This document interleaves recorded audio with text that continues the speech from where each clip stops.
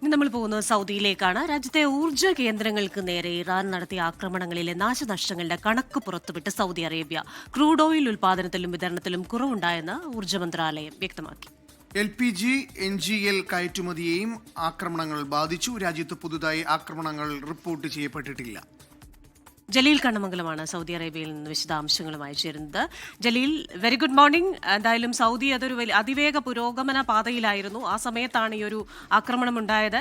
ഇപ്പോൾ അതിൻ്റെതായിട്ടുള്ള നാശനഷ്ടങ്ങളുടെ ഒരു കണക്ക് സൗദി പുറത്തുവിട്ടിരിക്കുകയാണ്. വിവരങ്ങൾ. Krishna, Anoop, very good morning.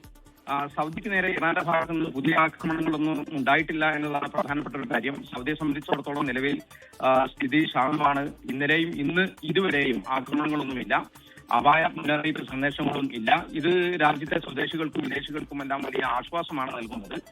വെടിനിർത്തൽ പ്രഖ്യാപനം വന്നതിന് തൊട്ടു പിന്നാലെ സൗദിക്ക് നേരെ ആക്രമണം ഉണ്ടായിരുന്നു. 14 തവണയാണ് മിനിയാന്ന് ഡ്രോൺ മിസൈൽ ആക്രമണം ഉണ്ടായത്. അതിനുശേഷം ഇതുവരെ ആക്രമണങ്ങളൊന്നും റിപ്പോർട്ട് ചെയ്തിട്ടില്ല. സൗദി വിദേശകാര്യമന്ത്രി ഫൈസൽ ബിൻ ഫർഹാൻ രാജകുമാരനും അതോടൊപ്പം ഇറാൻ വിദേശകാര്യമന്ത്രി അബ്ബാസ് ആരാഖ്ജിയും തമ്മിൽ കഴിഞ്ഞ ദിവസം ഫോണിൽ സംസാരിച്ചിരുന്നു.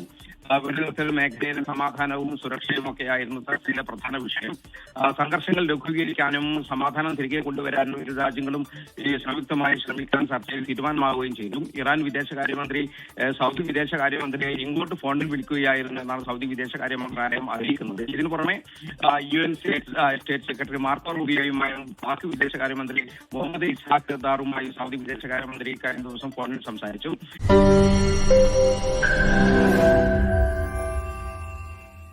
ലോകത്തെവിടെയായാലും ഏത് സമയത്തും 24 വാർത്തകളും ഓഗ്മെന്റഡ് റിയാലിറ്റി പാക്കേജുകളും എക്സ്പ്ലെയിനറുകളും വിശദമായി കാണാൻ ഞങ്ങളുടെ YouTube ചാനൽ നിങ്ങൾക്ക് സബ്സ്ക്രൈബ് ചെയ്യാം.